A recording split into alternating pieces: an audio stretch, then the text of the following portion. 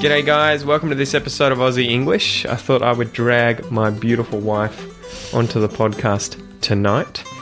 It has been a sweltering day, Kelly. Yes. It has been boiling. Horrible. It has been quite hot. It's not pleasant at all. I think it got up to, apparently, according to the news, it was meant to get up to 49 degrees in South Australia. Yeah, in Adelaide. So you're glad that you missed out on that? Yes, definitely. And I wanted to go to Melbourne today to do a few things, but yeah, we're just like, no. Because last time I went to Melbourne, it was like 36 degrees. I remember I was sitting on the street, just like I found a shade? Some shade, yeah, you found some shade. And just, sat there for a while, and there was this homeless guy sitting by my side, and people were just almost just walking on over us, just like, so Melbourne is so busy, and it was the most horrible feeling. I'm like, I can't do this anymore. So it was pretty brutal. Pretty brutal. I'm glad we stayed inside all day. We were working away on the podcast, hanging out. Yeah. Kelly's doing heaps of stuff on Pinterest and Instagram, and she's becoming a machine at making photos, aren't you, Kel? Wow. How's it all going? Yeah, it's all right. I'm getting better, but it's hard. You want to talk about your podcast too? So we're expanding out. I should tell them about it. So I'm thinking about starting. I am starting another business where the idea is going to be to create other podcasts, or at least enable creators to create other podcasts similar to Aussie English, but for other languages and other dialects of English. So I've got a few friends at the moment working on Canadian English and American English, which is awesome. They've done the first few episodes of their podcast, so we're going to be launching maybe in February. And Kel's been unleashing. She's been working hard on a Portuguese one. Yeah, trying to improve it. You were doing so well. It's so funny. Like, I give her a hard time.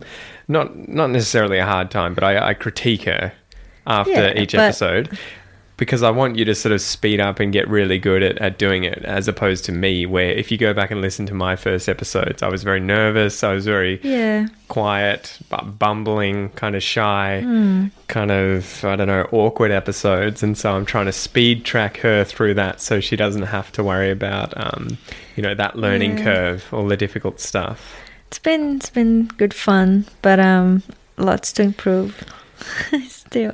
What do you think of it? Are you enjoying it? Yeah, definitely. I can't wait to see, what people think about it, and if they like it, what they want to, like if they want different expressions and things in Portuguese or grammar. It's gonna be interesting. Well, and I've been for a while wanting something that was along the lines of Aussie English for Portuguese, because I'm dying to improve my Portuguese by listening to content, and it's just so happens that I can harass Kel to make a podcast, because we obviously have all the gear here for making this podcast. Yeah. And so it's pretty easy to just sit her in front of it and do it in Portuguese, and then I can help her with editing and stuff, and then hopefully learn from it later on. It's good because you've been using a heap of different vocab that I'm not used to, which is sort of the point, right? Like, to talk a bit about how I design my podcasts, the reason I think the expression episodes are so effective and so enjoyed by you guys is because of the way that it's laid out, right? Like, I introduce it, I chat about the introductory scene at the very start, which gives you a chance to hear someone else's voice using a different accent, talking about a different subject. And then I go through and explain an expression, define some words, define the expression. And then one of my favorite bits is the fact that I give you different examples. I think that's really useful because it's a chance to use completely different vocab, right? You can talk about 3 different topics that tie into also teaching you how to use that expression. So that's why I design it that way. I think it's so useful because not only does it give you 3 separate examples for how to use an expression, but we're talking about 3 completely different topics, hopefully, that will give you access to new vocab, new expressions, or new slang, situational stuff, and you get to hear me talk. And then obviously at the end, you have the content about some kind of topic, historical or cultural or biological, whatever it is. Yeah, I love it. I love the way you designed it. It's really good. Well, and I think that's why it's so good. It's so good to listen to your episodes now, because even though we're talking in Portuguese every day, it's the same stuff. We're going over the same cycle, right? Which is it's good because it reinforces my abilities, but I found that it's really kind of difficult when, like the other day, we went away on a road trip down the coast, down the Great Ocean Road to see the 12 Apostles and Lockhart Gorge. And we were with the Brazilian friends and we were speaking and it was all good, but it was funny because we go into different topics and I'm kind of like, oh, I've got to use Google Translate. Oh, Kelly, how do you say this? It did well, like, you know, saying that you've never been to Brazil and you don't have a strong accent when you speak Portuguese and you understand pretty much everything. You might get lost every now and then, but then you find a way around it. It's really, that's the trick, I guess. 'Cause it's so weird though that it is. I'm so sort of empathetic and understanding of you guys listening to this podcast now because of going through this situation, especially more recently with you, Kel, where at first when I met you, I was used to speaking a different accent and speaking to different Portuguese speakers. So it took me a while to get used to your accent. Yeah. So I appreciated that kind of boundary, how even if I can say a little bit or understand other Brazilian Portuguese speakers from, say, Sao Paulo, it took me a while to get used to your accent. And it's funny because now my accent's switched, right? Like now I speak with a northern accent. Yes. The best one. Yeah, that's it. And so, but it's funny because it took a while to get used to that with you. And then when I am in a group of people, that's another level of difficulty, right? Because as you guys always say to me, you're like, I mean, you know, fuck, I have to talk with all these Aussies at work or all these, you know, native speakers out and about, and in a group, I feel like I don't understand them and I can't respond. And I totally appreciate that because one, people speak differently in groups, right? Because you forget how much people anticipate what you're going to say when they are at your fluency level, right? In your language. When they're native speakers, they know where you're going with what you're saying. And so quite often they'll interrupt you and your sentence won't finish, right? True. And yet they can piece it together and work out what you want to talk about, what your point is, and the conversation kind of almost moves forward quicker than usual, right? And so that aspect, speaking with you and William and Glaucia in the car really made me appreciate how much you have to get good at interpreting and improvising and working out, whoa, where are they going with this conversation? And it was so frustrating at times because you're like, I can understand the words, but it's said so fast or the sentences are incomplete and you're just like, oh man, I can't keep up. But you kind of fake it. You kind of like... I understand most of it. Well, I think I did pretty well, and I at this stage I don't think you have any like massive problems with your understanding of Portuguese. But it is funny though, right? You know, you have room for improvement. Definitely. But as I always say, if you go to Brazil tomorrow, you'll be absolutely fine. Well, what was it like for you? I mean, we've talked about it a few times, but did you notice that you had those same kind of steps with learning English, especially in northern Queensland, right, where everyone speaks with a really strong accent? Was it really brutal getting to the point where at first you could understand the individuals that you were conversing with if they spoke slowly, then eventually it got to groups and it just took a very long time, It took a very long time and you start seeing the patterns. Like that's why I think when I tell you, oh, that's how we speak in the north of Brazil, and it's not that I do want you to have this accent because I'm proud of it, but at the same time I think it brings a lot of the cultural aspects as well, like understanding how people speak in Queensland was, you know, really good for me because I could understand how the culture works, and it started with my teacher or like my friends, and then I was able to understand most people. And you can things like, oh, I know you probably is from the countryside, or you probably, you know what I mean? Like you get more familiar with those things. And it's so funny how much nuance there is. Like if I watch the average English TV show, and it'll be the same for you guys listening to this podcast in your native languages, I can pick up on very subtle differences in accents. So even in other countries, right? If I watch American TV, I can tell if people are from the south, from the east, from the west, and the same with Britain. And yet when you learn a foreign language, when I'm learning Portuguese, if I hear someone speak Portuguese, I can pretty much only tell the difference between Portuguese from Portugal, sorry, and Brazilian Portuguese, whereas Brazil has like 25 accents and they're so subtle that I have no idea. So it's amazing how much the human brain can kind of tune in to those tiny, subtle differences, right? That's it. Did that take you a long time to get used to the Australian accents? Or was it just exposure that got you over that hurdle? Honestly, I thought when I came to Australia, I was expecting it to be really, really hard. And it was, because you hear things like, oh, the English they speak in Australia is the hardest one. And, and it was really hard in Queensland. But then why do you think that is? What do you mean? Well, people have said that a few times, and I think if you were to break down the actual English we use, it's no different really from anywhere else. I don't think we're using, different vocabulary. We're not using different grammar or anything like that, right? Like, if we are, it is so subtle, I can't think of what it would be. Is it that we're using a lot more slang and that we use a lot more connected speech? Yeah, definitely. Connected speech. And the intonation as well. Yeah. Like, it's very different from the way you speak, for example. So I was saying, when I met you, I was like, oh, it's actually easy to understand him. Because, I thought Australians, they all speak like that, like the Northern Queenslanders. Like the Northern Queensland, yeah. So when I remember went to Melbourne for the first time, I was like, wow, like those people, I remember there was this girl I met, I thought she was Canadian. Because she was like so clear and like, oh, wow, that's very different. And then, I realized, okay, North Queensland. It is a very funny thing that the accent kind of gets thicker the less dense the towns are. So the fewer people that live in a certain area, absolutely, it's almost certain they're going to have a stronger accent, whereas the more built up areas like Melbourne, Sydney and Brisbane and even Ocean Grove here, where it's very connected to civilization, the accents are very weak, right? They're not very strong. Everyone here, at least in Ocean Grove, would speak like me, right? Yeah, absolutely. It's not like you're going to come across those people going, hey, how's it going?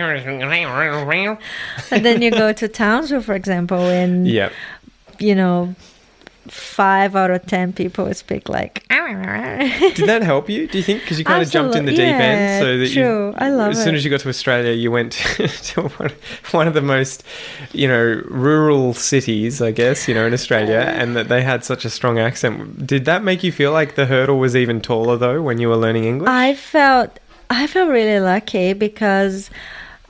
One, everyone goes to Sydney, Melbourne, and honestly, I didn't want that. I mean, those cities are way too big for me, and I come from a small place in Brazil, so I was like... A small place in Brazil where the city is bigger than Melbourne. Yeah. Well, we have more people. Your state probably has more people than our country. Yeah. But I mean, even nowadays I go to Melbourne, I feel really lost and confused and overwhelmed. But anyway, so going to a tiny place was really good. And with regards to the language, I just felt, I thought every single Australian spoke like that. I thought there was this standard sort of accent everywhere. Which makes sense if Townsville's the only place you've been. Yeah. But then, I just felt that's it. I have to learn how to understand them, and wherever I go, they will speak like that. It really helped me because nowadays I feel like if I talk to someone from Queensland, I'll probably struggle a little bit because... You're not used to it anymore. Yeah, and it's not something I hear every day. I don't, but... I really love it. I think it's great. It's great accent. Yeah. I guess, though, going back to my point, the main thing was that I appreciate it because you have those levels of difficulty aside from just learning the language and trying to communicate in it. Even if you're good at communicating, you can communicate with one person. You might not be able to communicate with 3 people in a group. And then sometimes you put movies on and it's so weird going from you and I conversing and me understanding 95% of what you say to understanding 50% or less, right? Because you put on a film where they're using slang or they're just cutting sentences off or they're talking about things like The Police. We watched The Police show. Yeah. And guys, man, this is the best. If you guys want to improve your accents, or the listening comprehension of different accents, get on YouTube and type in English police TV show and then the country that you want to practice. Because there are TV shows on police, and there was one in Brazil, right? I was like, Kel, see if you can find one in Brazil. And you were like, I think I've seen one. Yeah. So we've been watching ones from Manchester in Britain, as well as, where else? Essex? Essex, yeah. Yeah, London as well. There's been a few, all these different small places in Britain, and they all have completely different accents, right? Because the policemen will have different accents. The people they talk with will have different accents. They have to drive around to different locations. You can find TV shows in America, in Australia, in New Zealand, in South Africa. And so you can get so many different accents, and it's all good conversation, right? Because it's between, I mean, it's about, it's everyday English, right? Well, that's it most of the time. Hey, mate, what are you doing? Like, how come you're here? Why are you drunk? Calm down, mate, calm down. So it's all... No need for it. That's it. It's all calm. Calm. It's all very simple kind of English. So the police shows are good in that sense. And so that's why I've been watching the Brazilian one with you. Yeah, it was funny. I thought that was a gold mine, though. I thought that was a really good find. I was like, oh, my students need to hear about police TV shows, because I love it. There's so many sort of small talk interactions, and there's so many different accents that I think it would be really helpful for you. So check that out on YouTube, because a lot of the seasons are up on there. But yeah, that's been really helpful. Even the one about pregnant women that we watch. Yeah. Well, tell them about that. One born every minute. Yeah. And I mean, I don't really know, but it feels like they always get low class sort of people, and then they who have strong accents. Yeah, strong accents, and they're struggling with things. They use a lot of slang, and like, it's really good. If you're pregnant, if you want to practice your baby vocabulary and pregnancy vocabulary, look up one born every minute. We are obsessed with it. It's pretty interesting. I don't know what, it's weird though for me as a man. I don't think, I obviously would have never watched this prior to having a wife who was pregnant. That would have been weird if I was. But it is weird now knowing that we're going to go through the same process. So tell them what it is about, effectively. Like, right, well, One Born Every Minute is effectively following midwives in Britain in a hospital. Do you want to tell them what midwives are compared to obstetricians or to the female doctors that take care of pregnant women? I would probably compare them to nurses. Yeah. Like specialists or something like that. Like, they only work with helping women to give birth in like prenatal classes and everything related to pregnancy. They're effectively specialized nurses for pregnant women. Yeah. Yeah. So this show shows their work. For example, the place they work. Yeah, I mean... So you have women coming in, right? Yeah, like who are giving in birth. labour. Yeah, they're about to give birth, and they always come in, and the place is filled with video cameras, right? And they tell the stories, and like, oh, I come from this place, and like, wait, that's our first child, for example. This is how we met. That's how we met, and it's really interesting. This and is you how get I to want to see give all birth. sorts of people. I want to give birth in a bath. I want to give... Yeah. Oh my gosh, I'm giving birth in the foyer in front of, people on the ground, and it's pretty interesting because I guess they fill it out with backstory. So I think they interview the couples, right? Yeah, they do. Yeah. So that you get to hear about how they met and which baby it is. And the interesting thing for me is like how women react differently to like the process. Of giving birth. Some women are just screaming their heads off, and some others are like, I'm ready for it, I'm prepared, I can do it, and they get really like calm, and I wonder how I'll be. I have no idea what it's like. I can imagine, it's one of those things where it'd be like, going to the toilet, and after you finish, there's a coconut in the toilet. So I can't imagine what it feels like. That's the most accurate comparison you can have. That's actually on like videos about birth and stuff. That's what they actually say. Jesus, giving birth, pooping out a melon. And you just have to go with the flow, and your body will know what to do, and that's it. Trust your body. So what about, have you learnt anything that you were surprised about going through the process now that you're at 20 weeks? Were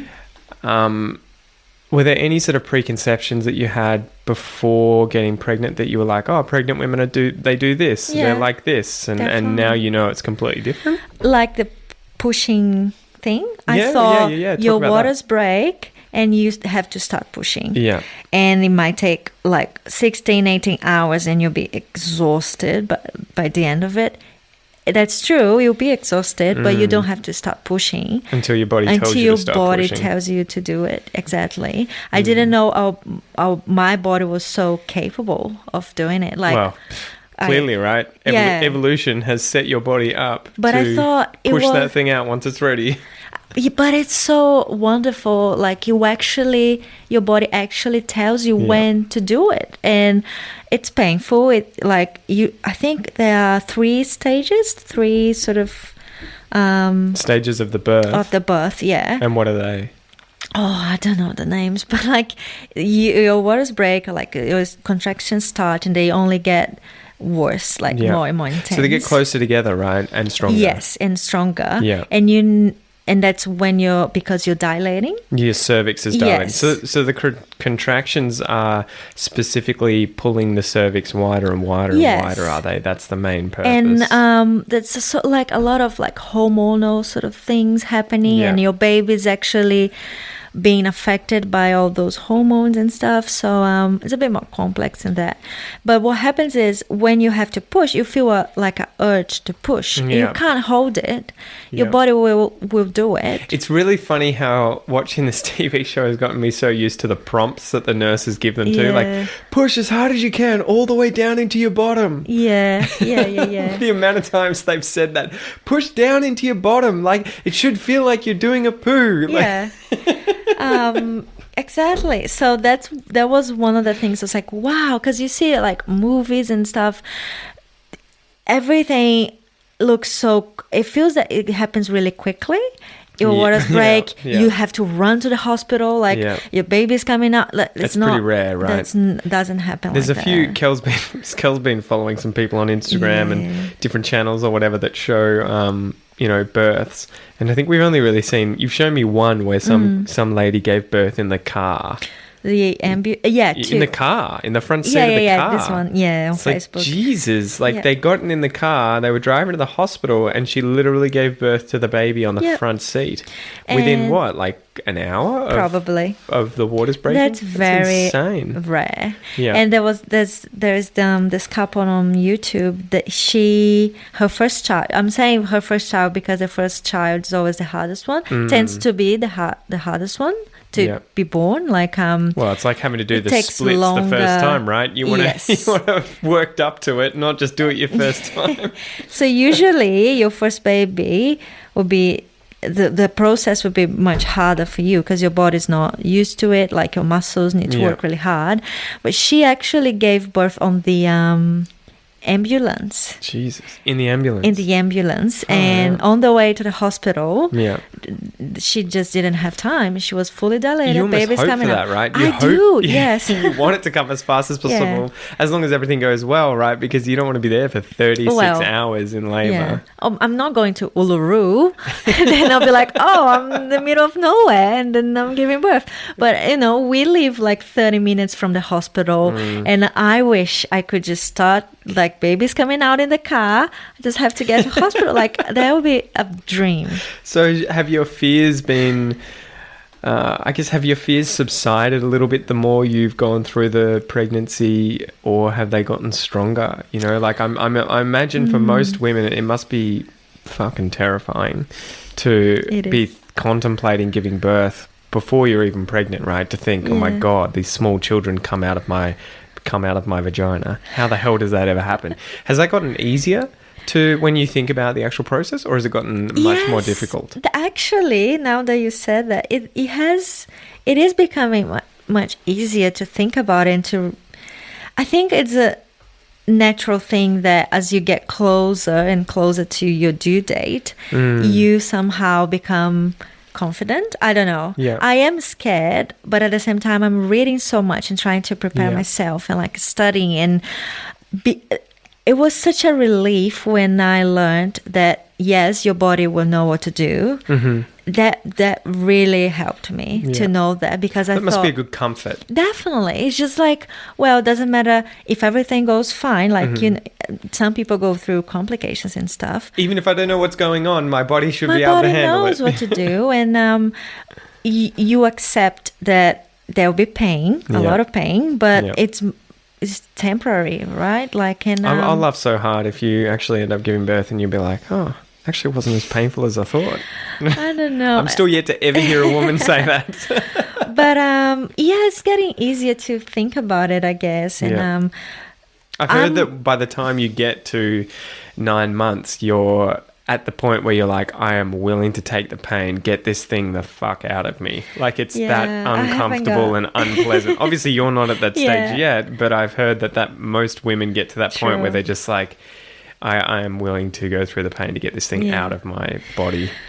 I don't know. Like, for me, I feel like I'm a bit of a control freak. So if I have to face something that is really challenging, I'll try to get ready for it and prepare myself and study and be like, every now and then I'm like, okay, let's talk about how we're going to raise this baby. And like, I'm already trying to control things. No, more like, all right, let's talk about my birth plan. My birth plan, yeah.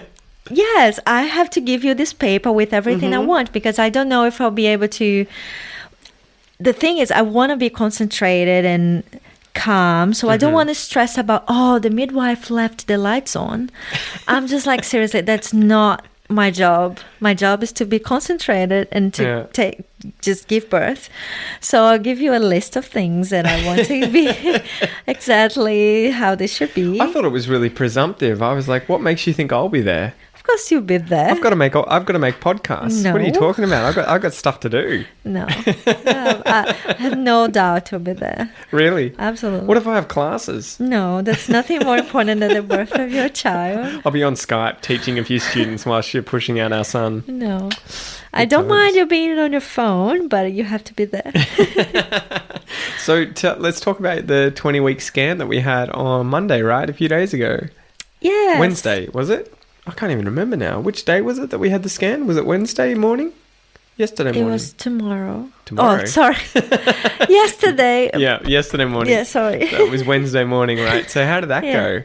It was great. I guess I left it feeling really positive because we had the first ultrasound was like 12, 13 weeks or something. It's kind of one of those fears, right? Where it's like having a blood test. That the likelihood of anything being wrong is pretty small, but you kind of like, they always tell you, oh, you don't have AIDS, you don't have hepatitis B, and you're like, oh my God, what if I find out I have AIDS or something? You still like, I don't know, I have to wait for them to tell me. So it's like that with the scan, right? You're like, what happens if they put the thing on there and it's a cat? But the thing is, with pregnancy, there's so many things that can go wrong, and they are not rare, to be honest. Well, I don't know. I think we've been watching a lot of the shows where it probably pumps them up to be more common than they really are. I am in almost every single group of moms and moms to be on Facebook, and I think that's your problem. That's your problem June right there. The ladies who are giving birth in June, I think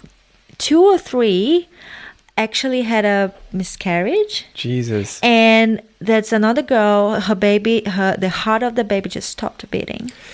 It's not rare for things to go wrong. And, well, I was feeling good. And again, if there is something wrong, you might feel bad. You feel sick or something. You bleed. It's pretty frightening. You don't know. So it was such a relief to see everything's fine, especially with the heart. I was like, okay, heart's fine, brain's fine, so baby's growing. And it's so funny how many different measurements they take. I didn't realize for the 20-week scan especially, I was like, oh my God, we're here for so long. I mean, they were learning a new machine, right? So we were in there and they had some sort of new ultrasound machine that they just bought from Philips or whatever electronic company it was. And they had the lady there teaching them how to use it, so it took a while. Pretty much. But I still didn't realize just like they're taking the length of the hands, the length of the feet, the length of the bones, the length of the, like, I think every like organ, the stomach, the heart, the kidneys. I'm like, oh my God. I only like the frustrating thing is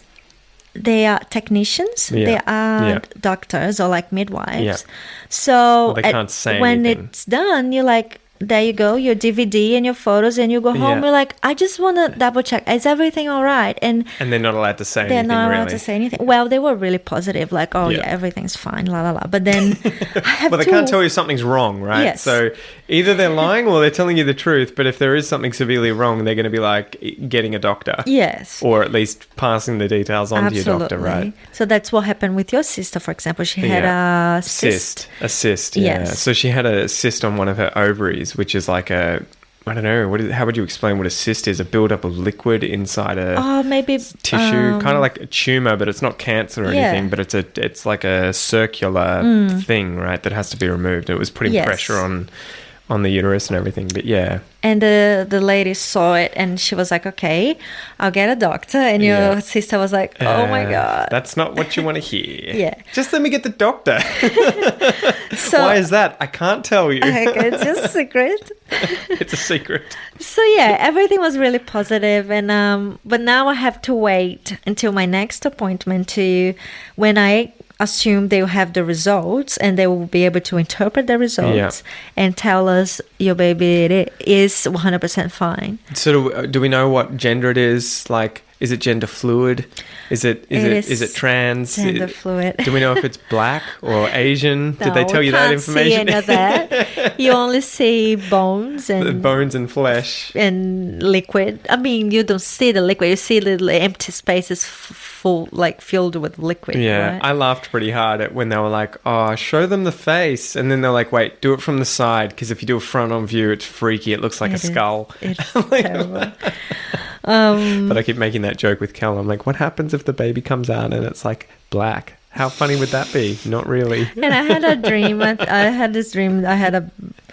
My baby was black, and nothing wrong with that. But it would be hard to explain how this baby came out black because Yes. That was the you're joke. not Sorry, guys. black. We weren't being racist just then. The joke was just that Kel Yeah. gives birth to a baby, and the joke is that it's clearly not my baby. Yes, And I it's would a be like, terrible joke.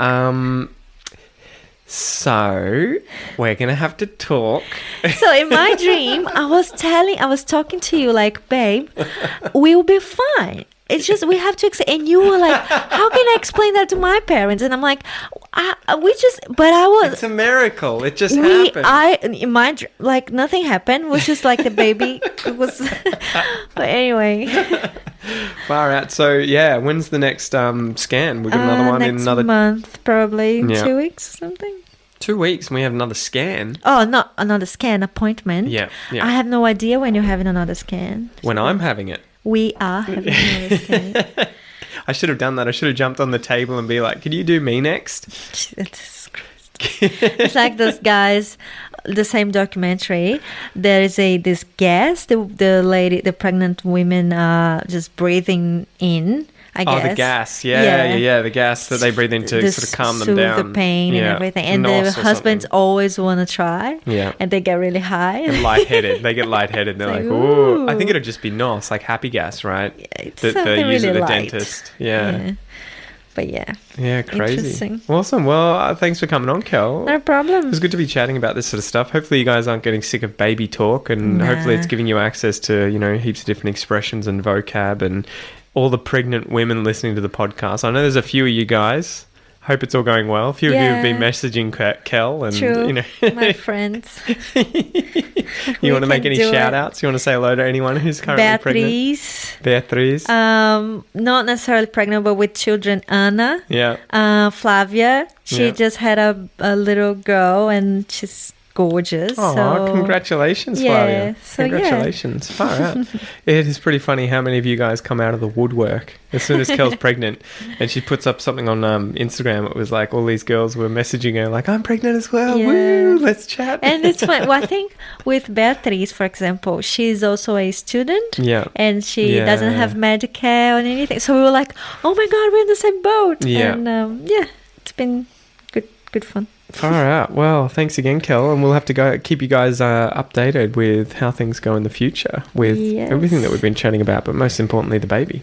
Yeah, it's going to be interesting. I don't know how it's going to be with the lack of sleep. I think that's next the thing time we need to talk about your feelings. Yeah, true. Well, as fatherhood. As a final note, I think the aspect of not sleeping much is terrifying. Yeah. I like my sleep. Anyway, thanks, guys. Chat to you soon. See ya.